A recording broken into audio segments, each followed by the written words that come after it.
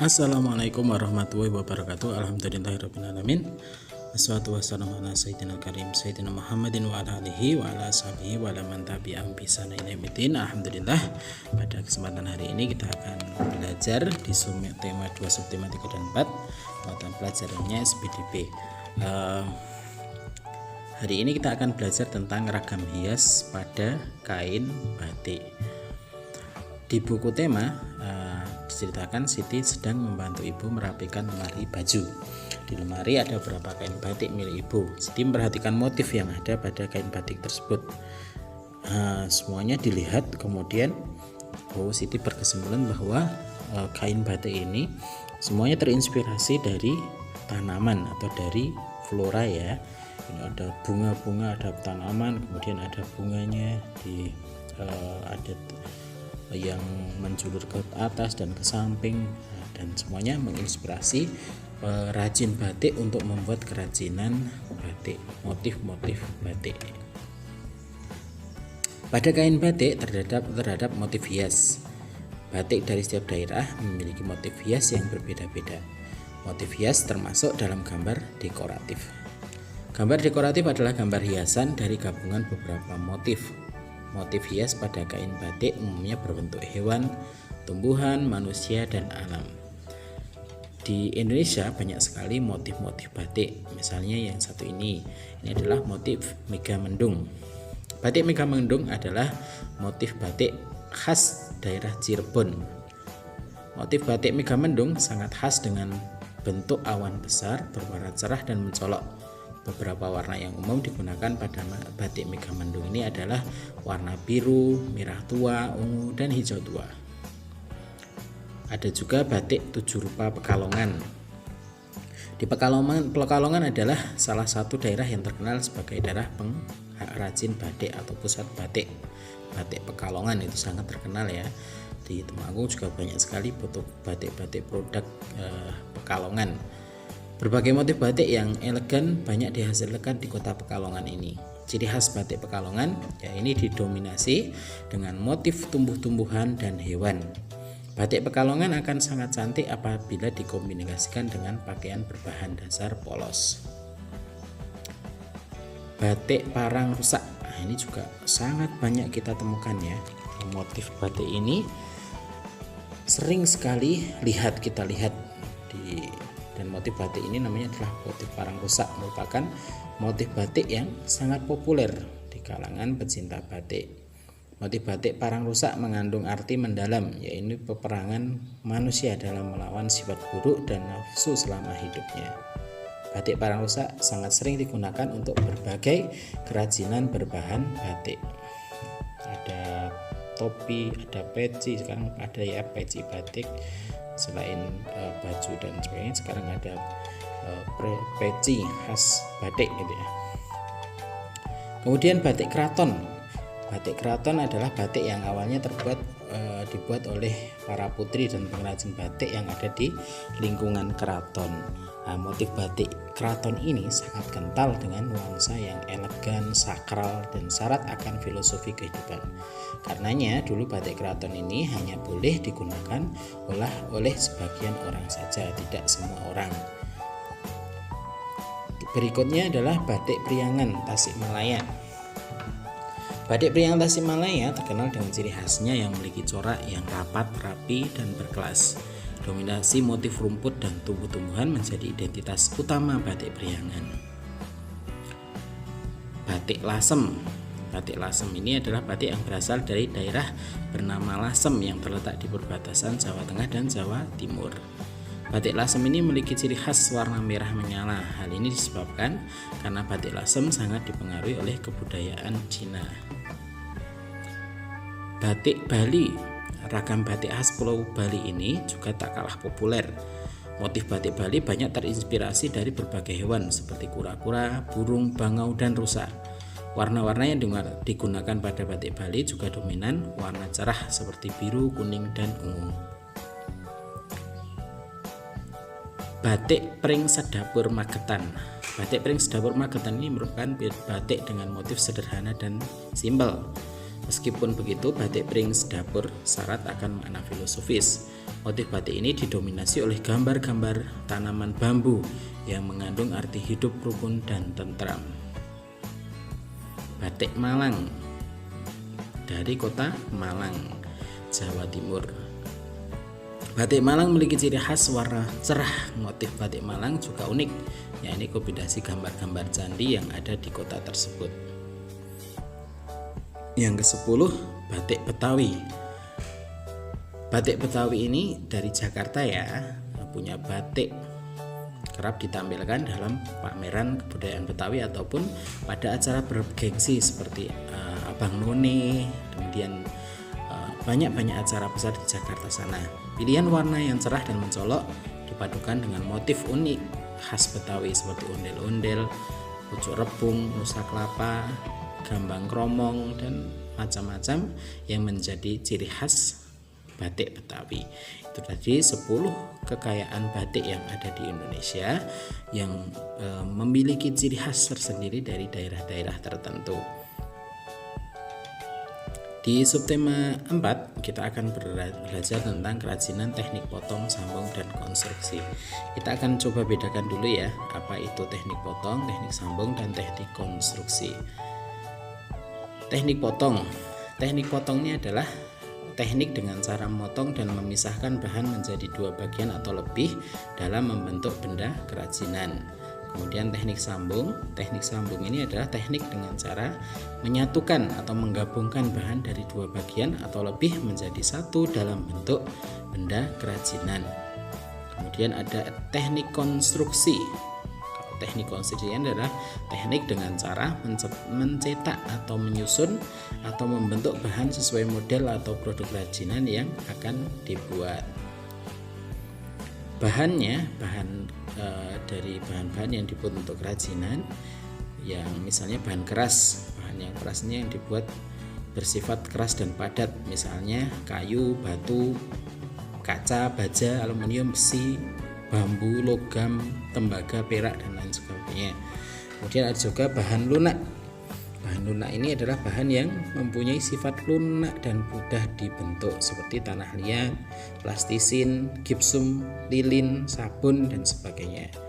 Kemudian ada juga bahan organik. Bahan organik ini adalah bahan yang berasal dari alam, contohnya rotan, kayu, daun, karet, batu, enceng gondok, tanah liat, bambu, akar alam, serat alam, dan sebagainya. Kemudian bahan anorganik adalah bahan buatan manusia yang berasal dari sumber daya alam tak terbaharui, misalnya kain sintetis, plastik, besi, tembaga, sabun, perak, aluminium, lilin, logam, plastisin, dan sebagainya. Ada juga bahan daur ulang, yaitu bahan bekas limbah yang dapat dibuat kerajinan. Contohnya bahan daur ulang organik, pelepah pisang, cangkang kerang, kertas, kardus, kulit telur, bulu ayam, bulu domba, kulit sapi, kulit buaya, kulit ular, kulit ikan pari, jerami, tempurung kelapa, sabut kelapa, kulit jagung, kulit kacang. Sedangkan bahan buatan daur ulang organik, ada anorganik, ada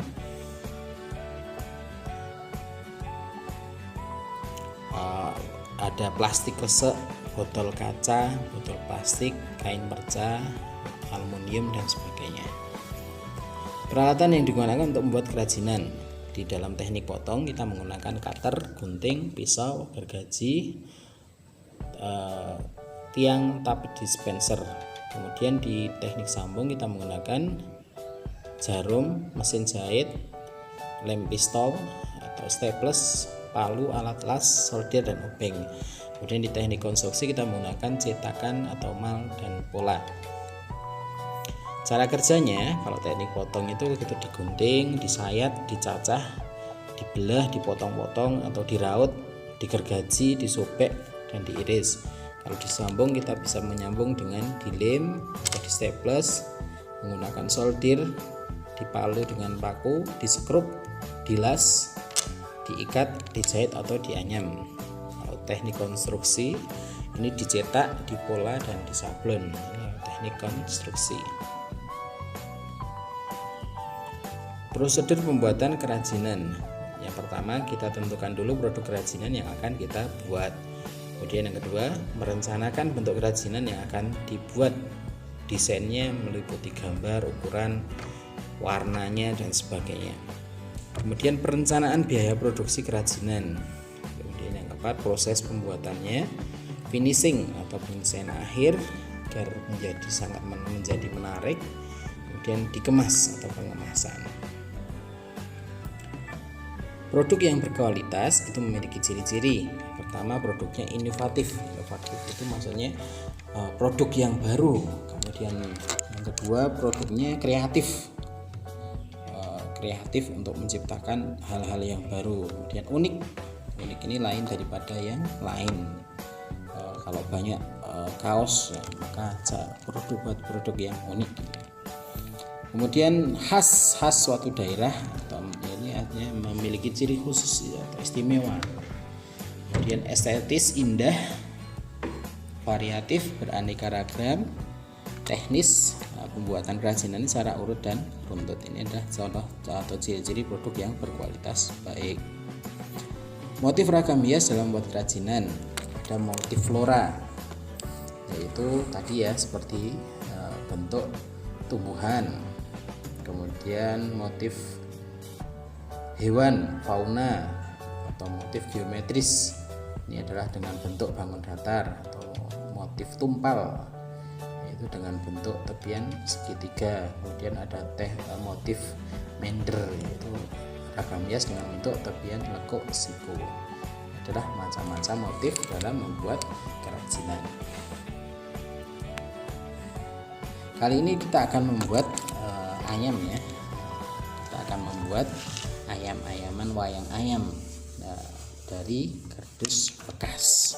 Apa saja bahan-bahannya?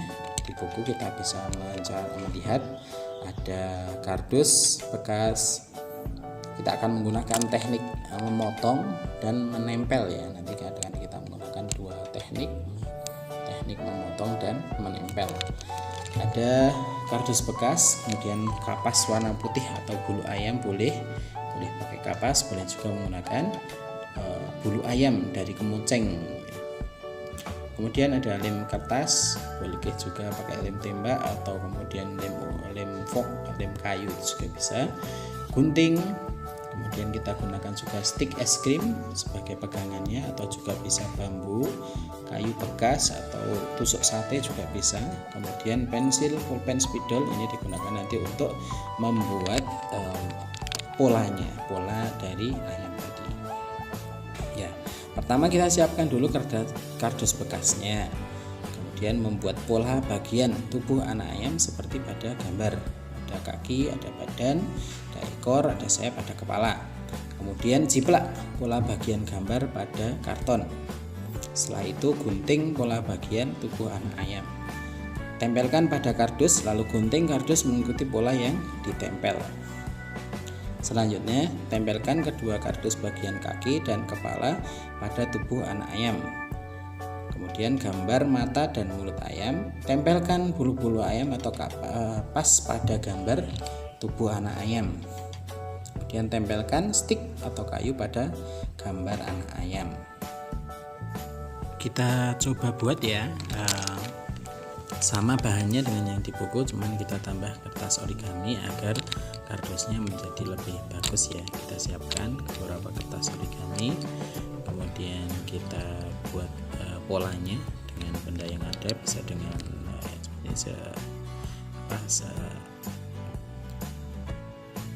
solasi ya, yang besar, laban, dan solasi kecil ini untuk menggambar pola kepala dan badannya. Buat dua ya. Nah, nanti untuk bolak-balik kita buat untuk kepala, kemudian kita gunting.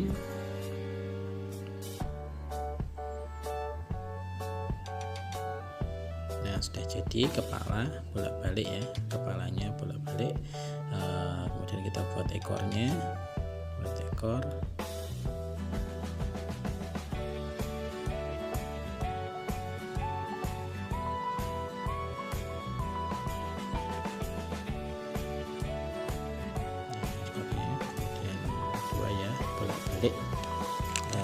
Biar nanti ini untuk menutup kardusnya ya, biar kardusnya tidak terlihat kardusnya, agar lebih indah kita gunakan kertas origami.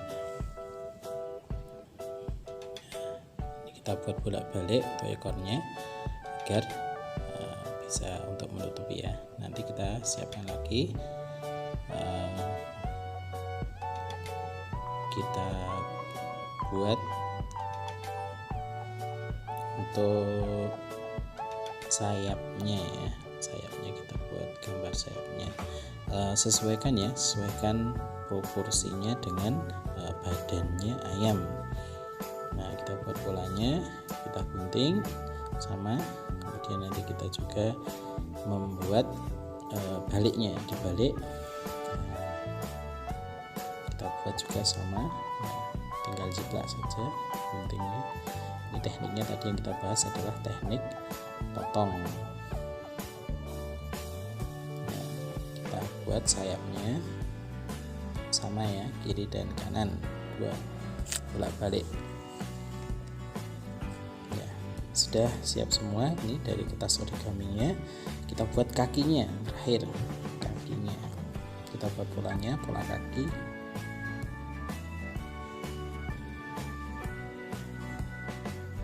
Kaki anak ayam ya.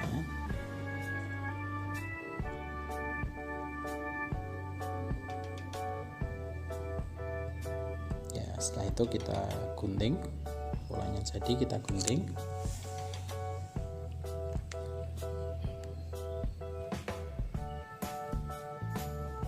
Kakinya dua.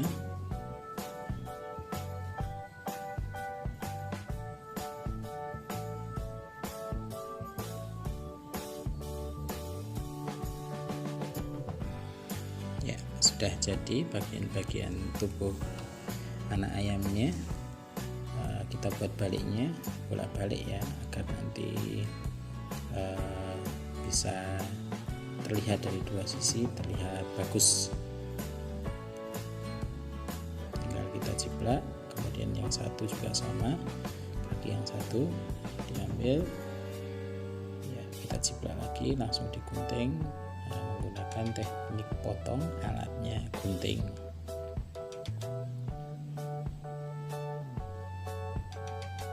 Ya, setelah jadi semua, maka kita siapkan kardusnya. Kardusnya kita gunakan yang untuk bagian dalamnya, agar tidak, kalau hanya menggunakan kardus saja maka penampilannya tidak terlalu bagus. Nah, kalau menggunakan kertas lipat saja atau kertas origami saja terlalu lembek ya, jadi terlalu lentur. Kita buat kardusnya sebagai badan dalamnya, kemudian kertas origaminya kita gunakan untuk menutup warna kardusnya biar lebih indah. Setelahnya kita buat pola sama persis seperti kertas-kertas origami yang sudah kita potong.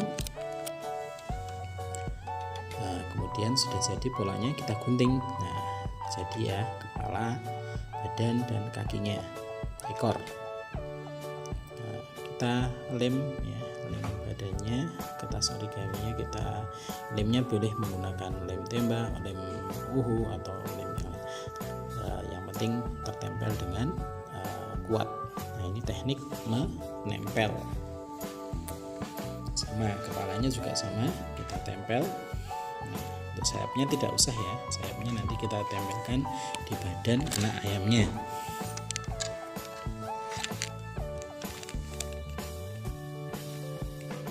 Kakinya kita tempelkan, kaki dan ekornya kita tempelkan. Kakinya yang warna coklat tadi kita tempelkan ya, sudah jadi.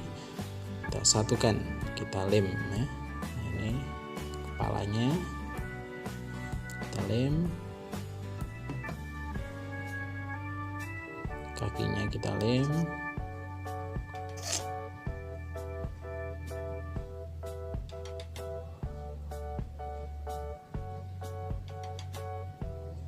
ekornya kita lem. Karena ini tidak pas, kita potong dulu biar merekat dengan kuat. Nah, sudah pas, kita lem.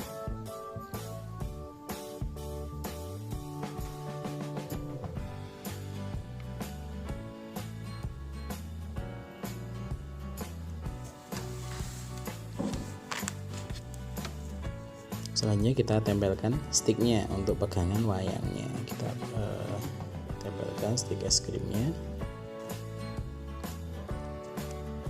Ya, setelah itu kita hias dengan bulu-bulu. Boleh dengan bulu ayam asli ya. Misalnya kamu kemoceng yang sudah punya kemoceng yang sudah rusak, bisa digunakan untuk ditempelkan sebagai bulunya. Kalau tidak ada, kita gunakan kapas.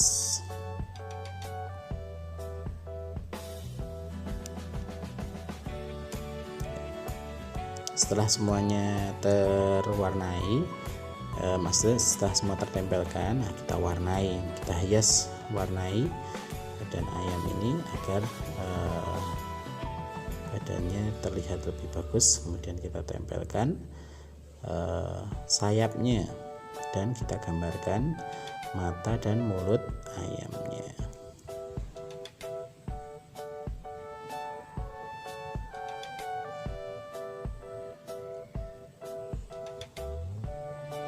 Nah ini kemudian kita balik, kita lakukan hal yang sama, kita lem, tempelkan kapasnya atau bulu ayamnya, kita beri warna, dan kemudian nanti kita tempelkan sayapnya. Sayapnya juga bisa kita tempeli, nah seperti ini.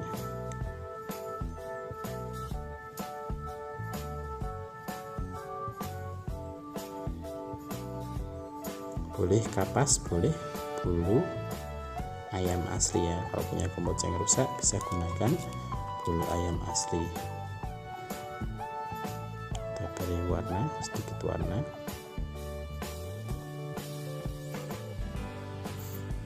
Nah kali ini juga